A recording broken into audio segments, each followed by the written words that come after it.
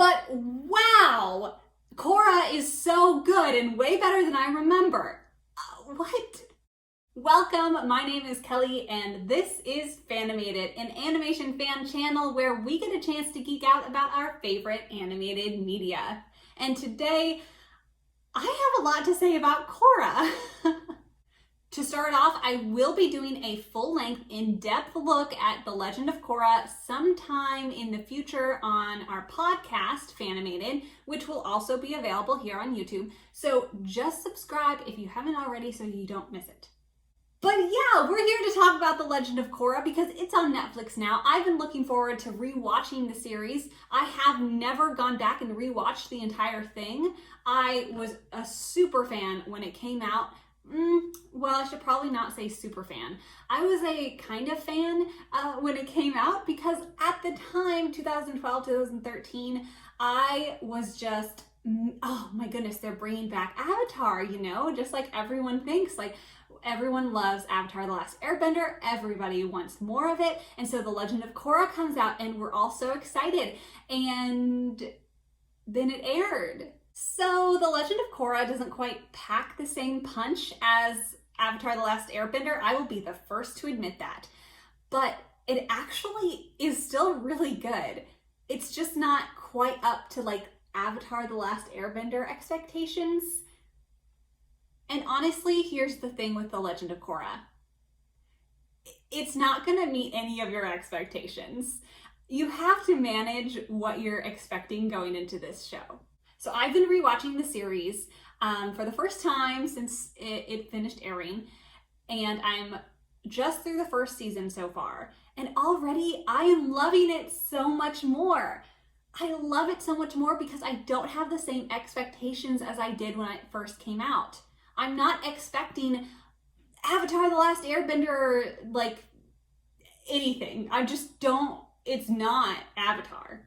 In Legend of Korra, the world is different, the animation is different, the characters are different, the story is different, the way the characters interact with the world is different, everything is different, just, it's a entirely new show.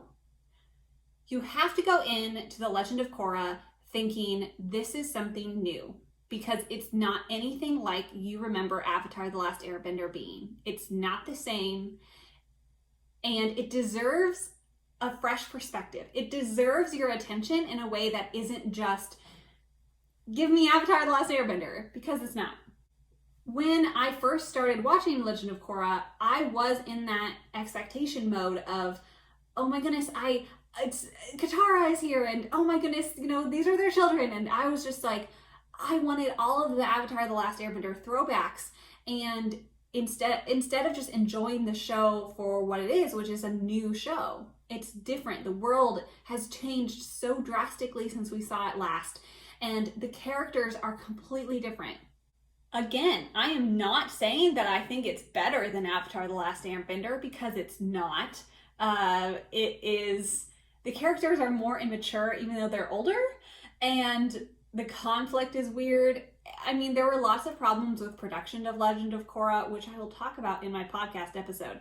But basically, there were lots of reasons why it wasn't as good in the writing department, at least. And that's okay. It's okay because what we got is still a great story with great characters. And again, the animation, guys. The animation in The Legend of Korra is so good. It's still amazing. Like, watching some of these bending scenes, like, forget the characters, forget the world, forget everything. I think it's worth a watch just because the animation is that good. Like, they use CGI and sometimes it's a little wonky, but most of the time it's so amazing, okay? And the things that they're able to do, the emotions they're able to capture with what they can do with the camera movement and with the visuals using CGI is so great. Back in Avatar: The Last Airbender, the very last episode, you've got the Fire Nation warships, right? They use CGI for that bit. And it's like they just dabbled into that CGI, and it was amazing. It gave that big sense of scale and epicness that final battle deserved. And in Legend of Korra, you get that every single episode. They use CGI in such a clever way for basically all the technology, like automobiles, planes, airships, battleships, anything. And oh man, it's just so good. Again, I've only watched the first season and I won't spoil anything for anyone who hasn't seen it yet. But in the first season, near the end, Korra makes this really awesome earthbending move, and they use CGI to like make the earth like wave, and then all of a sudden, and like it just looks so good. And then there's like little bits flying up in her face, and it's like the CGI there. Oh my goodness. So just on the animation merits alone, this show is definitely worth a watch. It's worth praise, it's worth some hype. And it's so unfair that this show gets compared to Avatar: Last Airbender, because it's not, but there are so many shows that aren't as good as Avatar that we still love a lot. And this show, it just can't hold a candle, but it still is worth a lot.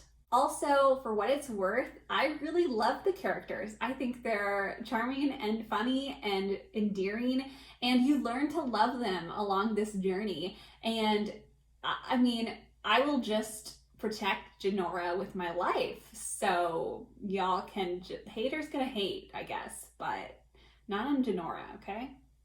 Again, I just keep saying, manage your expectations, people. The world in Legend of Korra is different from Avatar: The Last Airbender. It is completely different. The world has changed, but you know what? That's what the world does. It changes. Look at us now. Who would have thought in 2020 we'd be here? So yeah, it changes a lot, but it's not a bad change. It's just different. And therefore the gang, they have a different world that they have to live in and learn about, and different conflicts that world brings to the forefront, and ultimately just, you know, different avenues of growth. Also, can we talk about Lin Beifong? Like, I'm sorry, she is probably one of the best characters in Avatar: The Last Airbender, period, and y'all need to go watch her do some awesome stuff. So I hope that you don't just completely disregard Legend of Korra as soon as you watch the first season.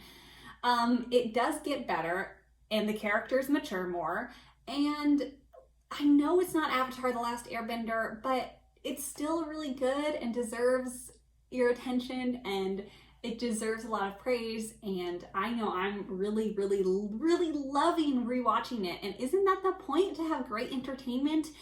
I am thoroughly entertained with The Legend of Korra. I can't wait to rewatch the rest of the series, and make sure you stay tuned, because I will definitely be doing an in-depth look at The Legend of Korra on the podcast sometime soon. So as always, stay tuned and stay animated.